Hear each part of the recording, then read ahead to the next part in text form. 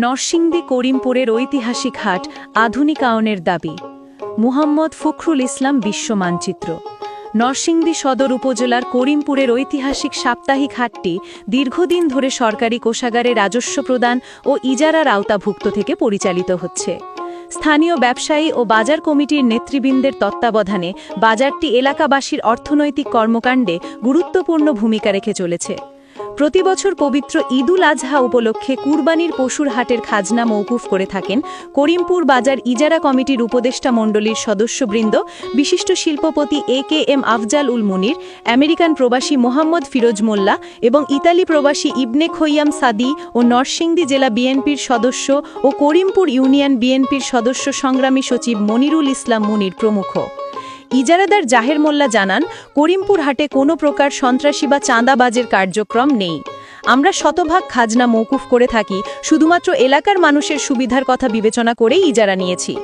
তিনি আরও বলেন, এখন বাজারে ক্রেতা ও বিক্রেতাদের সমাগম আগের তুলনায় বহুগুণ বৃদ্ধি পেয়েছে।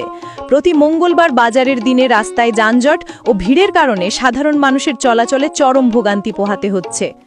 স্থানীয় ব্যবসায়ী ও ক্রেতারা জানান, বাজারে কাঁচা রাস্তা ও অপর্যাপ্ত ড্রেনেজ ব্যবস্থার কারণে বর্ষাকালে পানি জমে যায়, ফলে বাজারে বেচাকেনা ও চলাচল ব্যাহত হয়।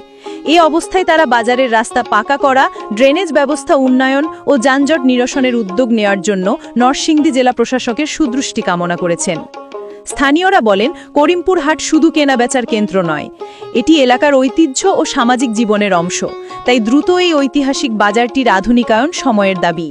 করিমপুর ঐতিহ্যবাহী বাজারের সভাপতি পদে আছি, বর্তমানে ইজারাদারও আমি। এই বাজারটা আমরা অনেক সমস্যা ছিল, জর্জরিত বাথরুম, প্রস্রাবখানা ওইগুলি ছিল না। এগুলি আমি সভাপতি নিয়োগ হওয়ার পরে এগুলি ব্যবসায়ীদের নিয়ে এগুলি তৈরি করছি, বাজারটা একটা সুস্থ সমাধান এনেছি। আর আমাদের বাজার এক সময় খাজনার চাপে বাজার বন্ধের মতো ব্যবস্থা হয়ে গেছিল। তখন আমরা বাজার ইজারা আমাদের কমিটির নামে বাজার আনিছি, আমরা বাজার ফিরি, মানুষের খাজনাবিহীন বাজার ব্যবস্থা করেছি। ব্যবসায়ীরা মিলিতভাবে টাকা সরকারি ফান্ডে জমা দিয়ে আমরা বাজার আইনা বাজারে ফিরেছি, বাজার সুন্দরভাবে চলছে। এমনকি কুরবানির গরুর হাট, গরু বেচা কিনি সম্পূর্ণ ফ্রি, বাজারে কোনো খাজনা নাই, বাজারে কোনো চাঁদাবাজ সন্ত্রাস এগুলি নাই। কিন্তু আমাদের বাজারে একটা সমস্যা আছে, যে সমস্যাটা রাস্তা ঘাটের সমস্যা। বাজারও অতি সত্বর একটা ট্রেন এবং নদীর পার যে রাস্তাটা এখনো কাঁচা আছে, এই রাস্তাটা সুন্দর করার জন্য আমি আমাদের ডিসি বরাবর আবেদন করতেছি যে ডিসি মহোদয় যেন আমাদের বাজারটির ব্যাপারে একটু সুদৃষ্টি রাখেন।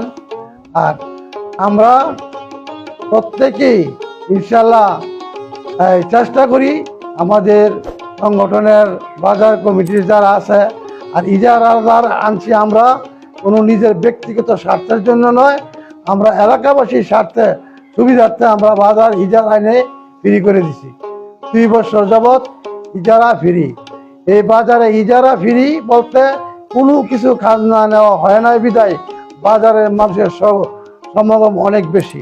যেহেতু বাজারে মানুষের উপস্থিতির কারণে বাজার মঙ্গলবার দিন হাঁটা চলার কোনো রাস্তা থাকে না। এই হিসাবে আমি আবেদন করিতেছি যে আল্লাহ অনুগ্রহপূর্বক আপনারা দয়া করে করিমপুর বাজারটা সংকলন বড় করার জন্য একটু সুদৃষ্টি রাখবেন।